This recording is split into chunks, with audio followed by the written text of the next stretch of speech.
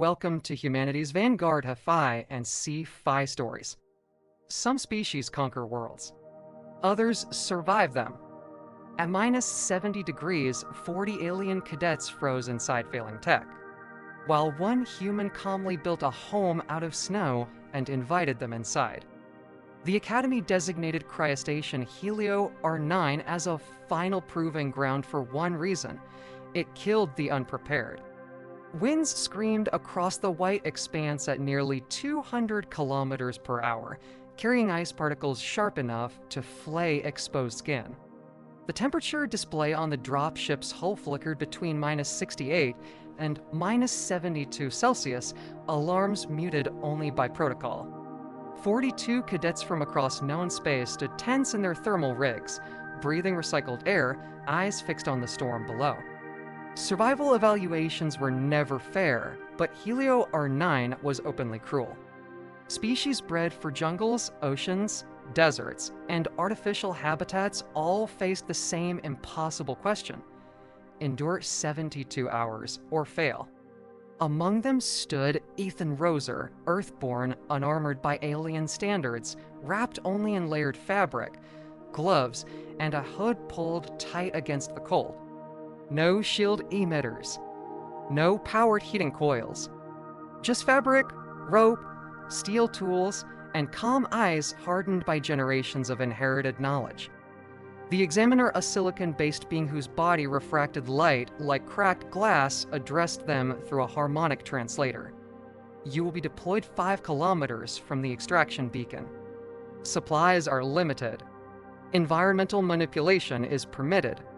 Technological assistance beyond personal gear is prohibited. A murmur rippled through the ranks. Several cadets adjusted suit regulators nervously, their life signs already spiking. Ethan didn't move. He scanned the terrain, reading wind direction, snow density, drift patterns, subtle shadows where ice packed harder. Where others saw lethal emptiness, he saw structure. His grandmother used to say that cold wasn't the enemy, ignorance was. When the drop doors opened, the storm swallowed them instantly. Cadets scattered across the plateau, activating heaters, inflating emergency shelters, burning power immediately. Ethan landed hard, rolled once, and stood. The cold bit, but it was honest. Predictable. He smiled faintly and went to work. While others fought the storm, Ethan worked with it. He unpacked a compact saw and shovel, cutting dense snow into blocks with precise angles. Each piece locked into the next, spiraling inward with deliberate geometry.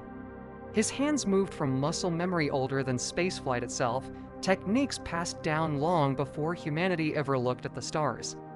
Wind-packed snow was stronger than alloy in the right shape. Within 2 hours, a low dome rose from the wasteland, barely visible against the storm. He carved an entrance tunnel below floor level, sealing heat inside naturally. No power, no emitters. Just physics. Inside, he lit a single wick lamp. The temperature stabilized shockingly fast.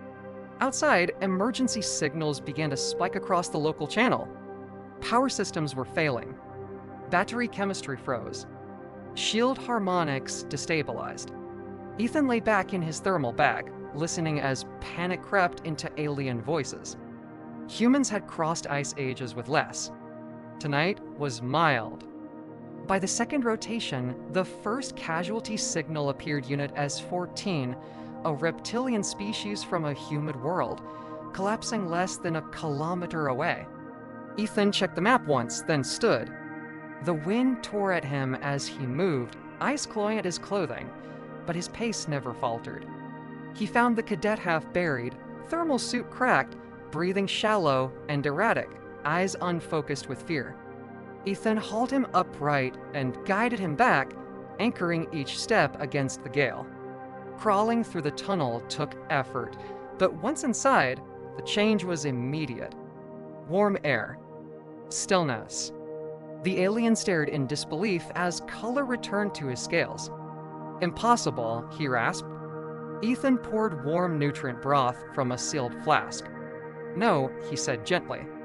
Just old by nightfall, 2 more arrived. Then 4. Word spread fast when survival suddenly had an address. Just before the storm's peak, the Academy's orbital observation array registered something unprecedented. Stress markers across the cadet cohort dropped not because conditions improved, but because fear had found an anchor. Bio readouts stabilized inside Ethan's eye structure, while those relying solely on technology fluctuated wildly. For the first time in recorded Academy history, a non-powered shelter outperformed every sanctioned survival system. Analysts watching from orbit exchanged uneasy glances. This was not in any database. This could not be replicated by protocol. It was instinct refined by catastrophe, culture shaped by extinction-level pressure. Humanity had not mastered cold because it wanted to, but because it had been forced to, again and again, until failure was no longer acceptable. By the 3rd cycle, the dome had expanded into a network. Ethan added chambers, reinforcing walls, venting moisture, shaping airflow until the structure breathed like a living thing. Inside, 8 alien cadets sat shoulder to shoulder while a human sketched heat gradients into frost with a gloved finger. Cold isn't empty, he explained. It's full of trapped air. Air is insulation. Snow works with you if you let it. They truly listened, because the alternative was death. Species bred for energy dependence, for climate control, for technological certainty struggled to grasp it. Ethan didn't lecture like an officer. He taught like a survivor. Outside, the storm peaked. Inside, candles burned steady. One cadet finally asked the question none of them could ignore. Your species evolved like this? Ethan nodded. Earth didn't care if we were comfortable. It only cared if we adapted. Inside the shelter, the alien cadets began asking different questions.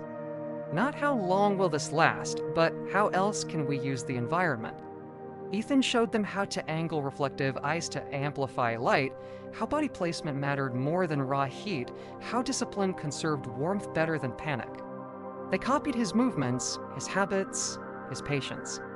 In doing so, they unknowingly crossed a threshold.